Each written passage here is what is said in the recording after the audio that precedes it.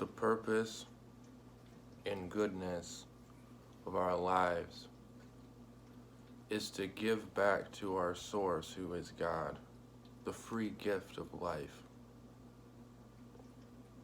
We read in Romans chapter 12, I appeal to you, therefore, brothers and sisters, by the mercies of God, to present your bodies as a living sacrifice, holy and acceptable to God, which is your spiritual worship.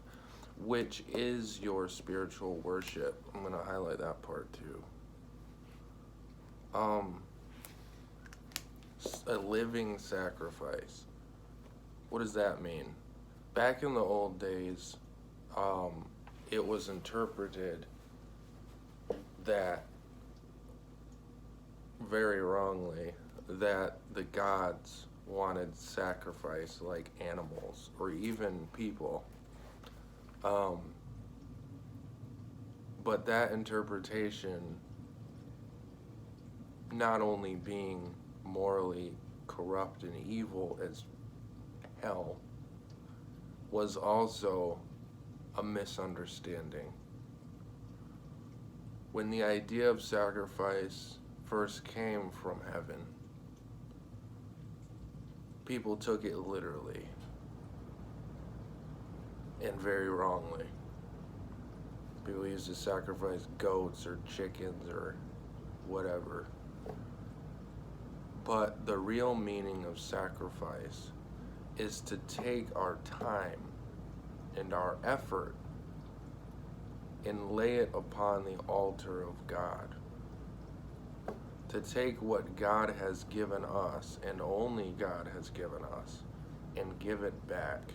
To receive the gift of life, to receive the gift of ourselves, of our existence, and to return that gift is really the meaning of life. It's the end of life. In a sense, we have to kill ourselves. And what I mean by that is to kill the ego within. To become crucified with God.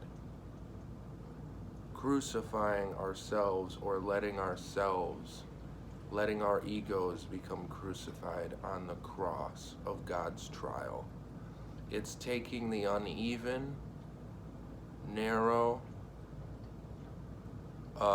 unenlightened parts of ourselves, which is the ego, and allowing it to be nailed to the cross of God's trial.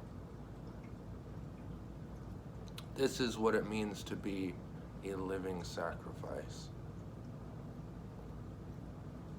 And it's interesting the way that Paul words it here when he says, holy and acceptable to God. This is verse 1. Which is your spiritual worship. Which is your spiritual worship. There's not an actual emphasis in the text, for whatever reason. However, I would emphasize the word is. Which is your spiritual worship. Your sacrifice is worship. That which you give up to God in the name of God. Your temptations, your vice, your time, your attention, your love. When you give up those things to God, you are as a living sacrifice. And you offer it unto God. It doesn't have to do with goats or chickens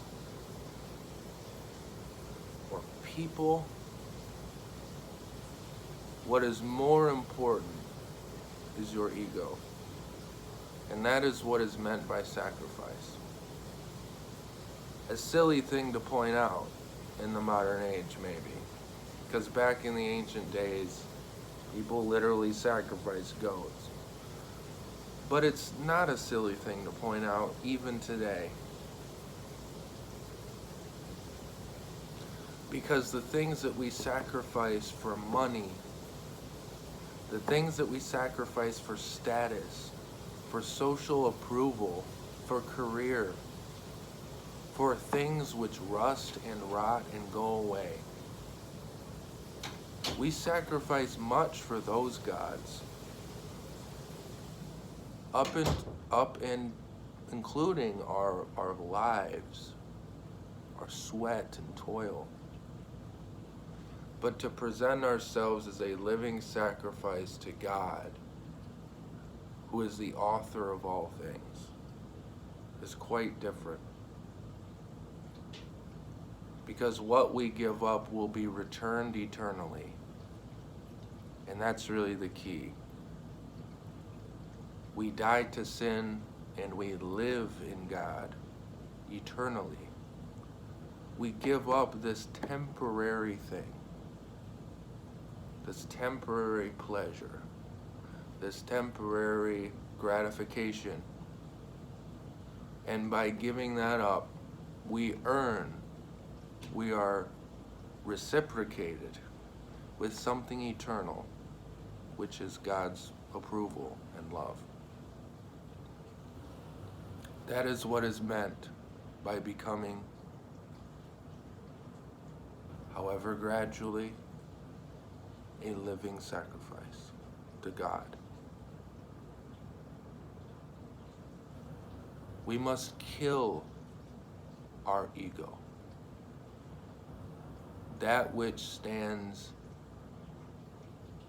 as the primary inhibition between ourselves in union with the divine.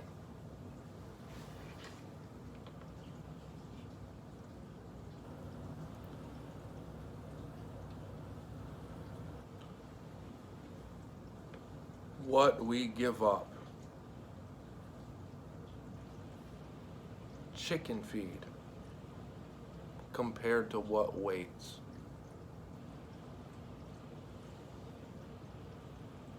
That can be believed.